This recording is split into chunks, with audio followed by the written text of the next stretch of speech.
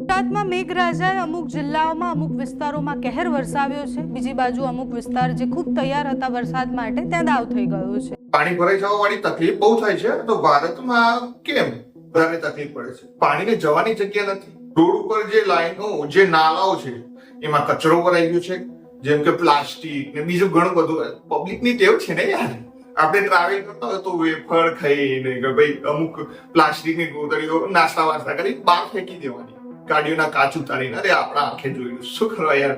નદી, કુદરતી તળાવ જગ્યાઓ ઉપર તો કન્સ્ટ્રક્શન કરી નાખેલું છે ને, કોન્ક્રીટ વધારે હોવાના કારણે પાણી જમીનમાં ઉતરી શકતું નથી। ઘણી જગ્યાએ ગટરની લાઈન અને વરસાદના પાણીને જવાની લાઈન અલગ હોતી નથી, એટલે ઉભરાઈ ગયું। શું બીજા દેશોએ આ પ્રોબ્લેમ સોલ્વ કરેલી છે? તો yes, Japan, Netherland, Singapore, China એક કોન્સેપ્ટ લઈને આવ્યું છે સ્પોન્ગ।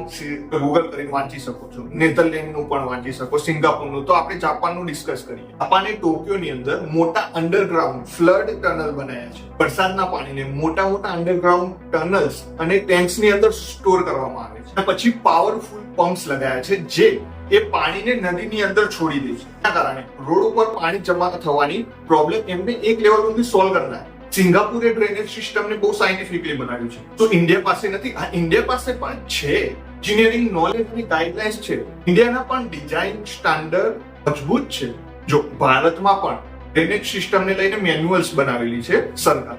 તો central public health and environmental engineering organisation strong water drainage manual Google કરીને વાંચજો। National disaster management authority NDMA urban flooding guidelines એ પણ વાંચી શકો છો। Indian road congress road drainage standard. એનો મતલબ એ નથી કે ડ્રેનેજ સિસ્ટમ કઈ રીતે તૈયાર કરવું એની નોલેજ ઇન્ડિયા પાસે નથી, છે। કેમ પડે છે?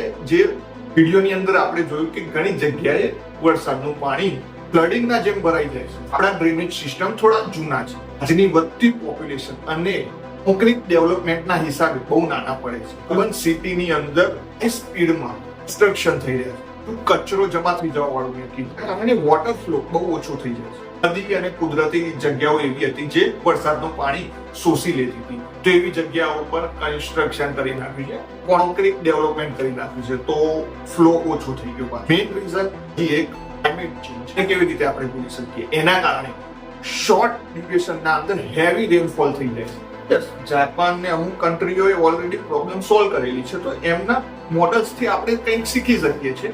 મુંબઈ, ચેન્નઈ, બેંગ્લોર, અમદાવાદ જેવી સિટીની અંદર જે ફ્લડ પ્રોન એરિયાઝ છે, અંડરગ્રાઉન્ડ ટનલ્સ બની શકે છે, નાના સ્ટોરેજ ટેન્ક્સ બની શકે છે। યસ, એનો કરપ્શન વાળું, જેના કારણે પાણી ભરાઈ જવું એક જ સમયમાં ઓવરલોડ નહીં થાય। એનો ભારતની પ્રોબ્લેમ નોલેજ નથી, એજ્યુકેશન ને મેન્ટેનન્સ કોણ કરે?